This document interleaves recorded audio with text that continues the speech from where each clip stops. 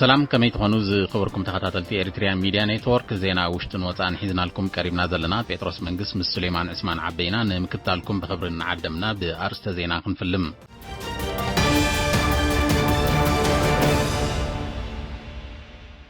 ولج حكمنا سنفلتات تعنان أورتا 471 تمهارو بديجرين دبلومان أمريغون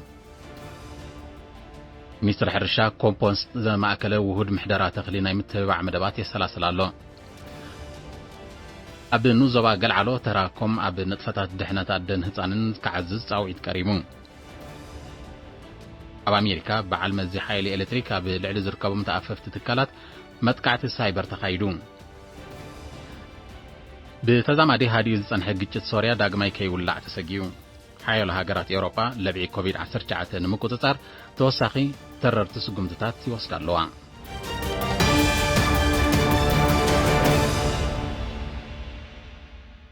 ኮሌጅ ሕክምናን ስነፍልጠት ጥዕናን ኦሮታ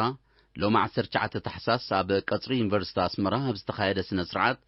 280 ብዲግሪ ዝወድኡ ዝርከብዎም 471 ተማሃሮ ኣመሪቖም أتوم بديجريز تمرقوا 8 بحفشاوي حكمنا 32 بحكمنا سني 5 بسنة مدهانيت 38 بهزباو طعنا 31 بكلينيكاوي لابراتوري 11 بحكمنا عيني 25 بحفشاوي نرسن 3 بنرس نأمرو 3 بنرس حكمنا ومدنززي 5 بنرس مولدان كلتا دما بنرس كنكنيوم تمرتوم زازيموم بدبلومات تمرقوا 291 دما 15 بتكنيشان حكمنا سني 23 بتكنيشان لابراتوري 23 بفيزيوثيرابي 10 بتكنيشان راجي 81 بحفشاو النرس 29 دما بتكنيشان فارماسي زودو يوم دين كولج حكمنا سنفلتتن تعنا أوروتان دكتور يمان سيوم أبتي قطعتات مكلغال كوفيد 19 زمال اسنا سرعات تابز اسمعو قال أتو كولج معرين بقعون أقلقلت حكمنا أب مهاب زنطفو بقبرن كلس حسابن زبصلو وفيات سبميات عنا أب مفراي كم زركب قليتهم كولج حكمنا سنفلتت عنا أوروتا بوهدت كولج سنفلتت عنا أسمران كولج حكمنا سنن أوروتان زقامو خينو كولج سنفلتت عنا أسمرا كابز مسرت بتقلالا 4300 تمهارو بستفلا لي عودتات حكمنا بديجرن دبلومان كمرغن كله كولج حكمنا سن أوروتان دما 408 تمهارو كابزيوم 28 بدحر مرقة عودات حكمنا هتانات مطبحتي مهتسن حرسن تنسن 329 بحفشاوي حكمنا 51 دما بحكمنا سني كم زمرقة دكتور يمان سيوم أبريهم أبتي أقاطامي بتمرتم تسبللتان زرأي تمهارو أفلطو تواهيبوم مستر حرشا حرستوت أب سب صرحو كمما ودوقعن مدهانيتات صار بالعن مركز نخغدلو كوسدول بصنح توغساتات أب زوا ماكل كومبوست زماكل وهود محدرات تخلين نمتبع يسرحلو كفل حرشان مريتن زوا ماكل حرستوتن تمهارون أب كبابيهم بزركب طرف مهر تحرشان كال بحرياو نغراتن تطقيمم كومبوست نخدالو حماماتن بالعاتن بوانو بمنلاي دما شغروم نخفتعو كاب ورح ميازا 2019 حيزو لعلا دهوبيوي سرح كم زلو لعلواي كيلا لمعات اتكلتي ابتي زبا اتو يناس قبر قديسون بازم سرت ابتي زبا زاقيت بدمر ناسات 293 كيلاتات حارستوت ممهرانن تمهارون فلتات اب قبري بزبلتيما سلطناتات كومبوست زماكله وهود محدرات تخلي كم توهبه وصيت دما ابايتا كري جمير كم زلو اتو يناس بتوسا خبريهم أبتين 16 عدتاز توهبه قبراوي السلطنات سايتيفوم بقبري كسرحلو كابز جمهورو أبزهابو ريتو كومبوست أقداسن كلو أبي حرشا زنطف سب كدافعلو زقبان مخواني يوم قزردو أبزي مدب وهد محدرات تخلي اتن زبزحات تساتفتي دك أنستي خوينن بقجلتات تطرنيفن كومبوست بمدلاو نفسو كف قجلة 4 تخلي فراتات ميلة كوخ أفوكادو جيسون زيتونن كومون أب إجرين أيزون فراتات مقور ددنش بمتكال لمعاتي كايد كمزلو اتسترخب حبريتا ينتصنو بكفلي أقولقلت قوتصرن حقاقاتن منستر حرشا استودبه بروجكتات حرشان أكبابي بقالوتا زيت صلو من قدين اختقبر زي حق السلطنة كاب 10 كساب 10 تغلطة حساس أب كتما كرن تقايدوم علاماتي مويوان حرشا أكبابن مريتن زي تساتفو سلطنة ፕሮጀክታት ሕርሻ ዘላቂ ረብሓ ንኽህልዎ ኣብ ኣከባቢ ዘለዎ ኣሉታዊ ጽልዋ ብተሳትፎ ኩለን ኣካላት ብምግምጋም ዝእረመሉ መንገዲ ንምጥጣሕ እዩ። ኣብ ምምሕዳር ዞባ ዓንሰባ ጊዜያዊት ዳይሬክተር ክፍሊ ሕርሻን መሬትን ወይዘሮ ክብራ ገብረ መስቀል ኣብ ዝሃበቶ ቃል ንኣከባቢ ኣብ ግምት ከየትኻ ዝትግበር ፕሮጀክታት ሕርሻ ሳዕቤናት ኣለዎ ጥራይ ዘይኮነ ዘላቕነት እውን ከም ዘይብሉ ብምሕባር ተሳተፍቲ ሞያዊ ኣበርክቶኦም ከዕዝዙ ትጽቢት ከም ዝግበረሎም ኣገንዚባ ስልጠና ዝሃቡ ክኢላታት ብግዲኦም ፕሮጀክታት ሕርሻ ኣብ ኣከባቢ ዘለዎ ጽልዋ ብምግምጋም ቀጻልነት ልምዓት ንምርጋጽ ነቲ ጽልዋታት ኣለሊኻ መፍትሒ ምንዳይ በተሓደ ንኣከባቢ ከይሃስኻ ናይ ተጠቃምነት ረብሓ ምሕያል ድማ በተኻልእ መሰረታዊ ምዃኑ ብምጥቃስ ኣብ መጻኢ ንዝትግበር ፕሮጀክታት ሕርሻ ብዝውሃብ መምርሕን ሕግታትን ክቕየዱ ተሳተፍቲ ኣበርክቶኦም ከዕዝዙ ተላብዮም ተሳተፍቲ ድርብ ረብሓ ስለ ዘለዎም ነቲ መደባት ንምዕዋት ከም ዝሰርሑ ኣረጋጊጾም ውሑስ ኣከባቢ ንኹሎም ኣካላት ብማዕረ ከም ዝምልከት ዝሓበሩ ወደብቲ ናይቲ ስልጠና ኩሉ ኣብ ሕርሻዊ ንጥፈታት ዝሳተፍ ኣካል ሕብረተሰብ ቅድሚ ንስራሕ ምብጋሱ ንኣከባቢ ኣብ ግምት ክእቱን ብክኢላታት ዝተሰነየ ስራሕ ከሰላስሉን ተላብዮም ኣብ ንዞባ ገልዓሎ ተራኮም ኣብ መደባት ጥዕና ብሓፈሻ ንጥፈታት ድሕነት ኣደን ህፃንን ድማ ብፍላይ ክዓዝዝ ጻውዒት ቀሪቡ ኣባላት ኮሚቴ ድሕነት ኣደን ህፃንን ንኤሪና ብዝሃቦ ሓበሬታ ሰላቲ ብክኢላታት ጥዕና ዝተገብረ ጎስጓሳት ኣብ ምክልኻል ሕማማት ከምኡውን ምውሓስ ድሕነት ኣደን ህፃንን ዝተባብዕ ውፅኢት ከም ተረኽበ ገሊፆም ክኢላታት ጥዕና ብግዲኦም ኣባላት ኮሚቴ ድሕነት ኣደን ህፃንን ዘሰላስልዎ ዘለዉ ንጥፈታት ኣብ ምብራኽ ንቕሓት ዓብዪ ኣስተዋፅኦ ስለ ዘለዎ ኣብ ኣድማዕነት ዝዓሞ ስራሕ ሩይ ግደ ከም ዘለዎ ኣረድዮም ካብ ዞባ ማእከል ዝተወስደ ተመክሮ ድሕነት ኮሚቴ ኣደን ህፃንን ኣብ ዞባ ሰሜናዊ ቀይሕ ባሕሪ እናስፋሕፈያ ከም ዝመፅን ጽቡቕ ውፅኢት ከም ተረኽበን ዝሓበረ ሓላፊ ኣሃዱ ጥዕና ፍርያምነት ስድራ ቤትን ኮምን ኣቶ ዘድንግል ጎርጎሬስ ኣብ ንዞባ ገልዓሎ ኣብ ምክትታል ጥዕና ነፍሰ ጸራትን ሓረሳትን ሕክምና ትሕቲ ዕድመን መደባት ክታብትን ዝምስገን ኣበርክቶ ይገብር ከም ዘሎ ገሊጹ ኣቶ ዘድንግል ኣስዒቡ ተጀማሚሩ ዘሎ ከም ዝሰረቱ ንጥፈታት ጥዕና ብምጥርናፍ ዓድታት እንተተደሪዑን ንጡፍ ተበኩሰታት እንተተወሲዱን ኣብ ክንክን ጥዕና ኣደን ህፃንን ዓብ ዝላ ከመዝግብ ከም ዝኽእል ኣረድዩ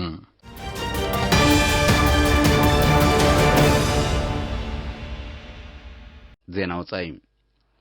በዓል መዚ ሓይሊ ኤሌክትሪክ ሕቡራት መንግስታት ኣሜሪካ ሰርሰርቲ ኮምፒዩተራት ማለት ሃከርስ ኣብ መትኒ መራኸቢታት ትካል ብምእታው ተኣፋፊ ሓበሬታ ኣብ ምዝማት ተዋፊሮም ምጽንሖም ከም እተረጋገጸ ትማሊ 18 ተሓሳስ ኣፍሊጡ ኣፈኛት ትካል ኣብ ዝሃቦ ሓበሬታ በቲ ዝተኻየደ ቀርሰና ኣብ ልዕሊ ቀረብ ጸዓት ሃገር ዝተፈጥረ ስጋኣት ከም ዘየለ ይሓቢሩ ቤት ጽሕፈት ምቁጽጻር ጸጥታ ውሽጢ ሃገር ኣሜሪካ ብወገኑ ኣብ ዘውፅኦ መግለጺ እቲ ዝተኻየደ ስርሰራ ንትሕተ ቅርጺ ምሕደራ መተግበሪ ሶፍትዌር ተተካእ ጸዓት ጥራይ ዘይኮነ ንኻልእ ምንጭታት ጸዓት ናይቲ ሃገር ንዘገልግል መተግበሪታት እውን ከም ዘጥቅዐ ኣፍሊጡ ሰብ መዚ ጸጥታ ሳይበር ኣሜሪካ ብዝሃብዎ መግለጺ ቀርሰንቲ ናይ ኢሜይል ካልእ ብኢንተርኔት ዝግበር መልእኽትታት ናይ ምትሕልላፍ መስመራት ኣብያተ ጽሕፈት ምክልኻል ዝተፈላለየ መዋቕር መንግስቲ ከምኡውን ኣካላት ምቁጽጻር ጸጥታ ውሽጢ ሃገር ናይ ንግዲ ኣብ ምጽንጻን ተዋፊሮም ምጽንሖም ኣረዲኦም ብመሰረቶም ሰብ መዚ ነቲ ዝምታ ንምቁጽጻርን ንምእላይን ጻዕርታት ይካየድ ከም ዘሎ ተፈሊጡ በቲ ተግባር ቀርሰና ዝሰጉ ኣብያተ ጽሕፈት ምክልኻል ምቁጽጻር ጸጥታ ውሽጢ ሃገር ፌደራላዊ ገበን መርመራን ሰነዳቶም ርክባቶምን ናብ ውሑስ ዝተባህለ መኽዘኒታት ከሰጋግሮ ብኡ ክጥቀሙን ተገዲዶም ከም ዘለዉ ተሓቢሩ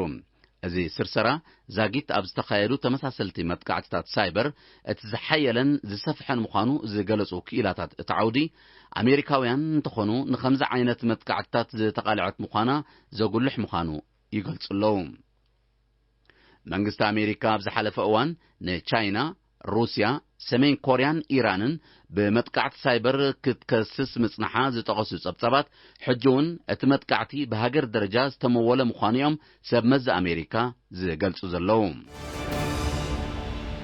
ብቱርኪ ዝድገፉ ሶርያውያን ምልሻታት ትማል 18 ታሕሳስ ኣብ ልዕሊ ዕጡቃት ሓይልታት ሶርያውያን ኩርዳውያን ብደብዳብ ከቢድ ብረት ዝተሰነየ መጥቃዕቲ ብምኽፋቶም